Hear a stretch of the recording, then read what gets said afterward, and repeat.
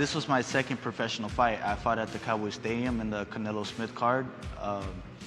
You know, I was still kind of green in the professionals, and when I was warming up in there, I didn't really feel exactly warmed up. Like, I didn't have my mind like, oh, I'm about to fight. So when I went in the ring, I was kind of like, I wasn't in the zone. I knock him out with a straight right, and I'm just like, what just happened? Like, and then I left the ring. I didn't feel like I fought, you know, I didn't get into the zone. So it was just kind of weird for me, but it was definitely one of my best knockouts. So this fight was against Angel Sariana. It was my 5th fight, and I fought the day before Canelo fought Julio Cesar Chavez Jr. And I went in there thinking like, oh, I'm gonna knock this guy out, or at least I have to, you know? So in that first round, man, I put everything I had into that first round, and I made a big mistake.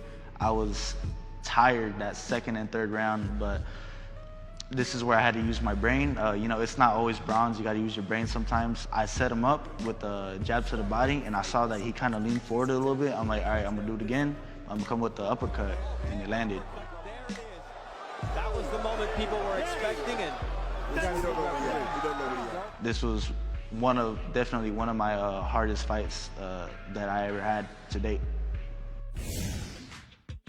So this fight, I believe, was my 9th fight. It was the first time I had headlined any card. It was at the Belasco in Los Angeles, and this was also my first fight with Robert Garcia.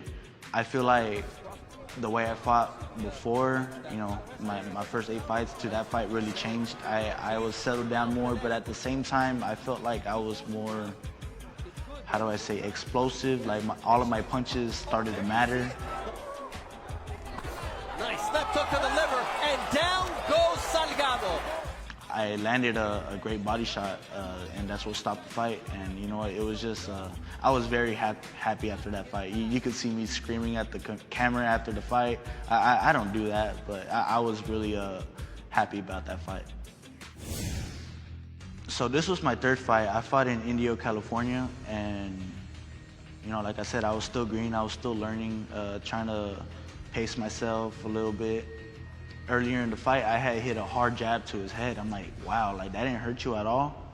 And then I hit that hard jab again.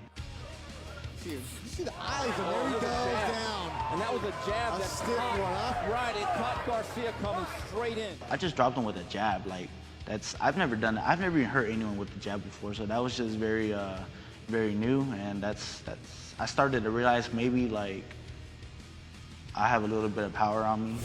Not only was this fight very meaningful to me, the most meaningful out of all my fights, but I fought as the co-main event for Canelo under the Canelo Jacobs undercard, and I went into this fight thinking like, dude, there's no way I'm knocking this guy out. Like, it's not that I didn't believe in myself, but for me to believe that I would have been jumping too far ahead of myself. And you know, we had a game plan from the beginning, which was just to, you know, not smother myself, just be calm, pick my shots. And you know, when you think of that, you're like, I'm not gonna knock him out. There's like no go for the kill or anything like that. But it just happened. I saw him do a certain move, and I just went right over his jab, right over his jab. He threw a jab, and I saw that he reacted to it like real quick. So you know what, I'm gonna do it again, and I'm gonna go right over it.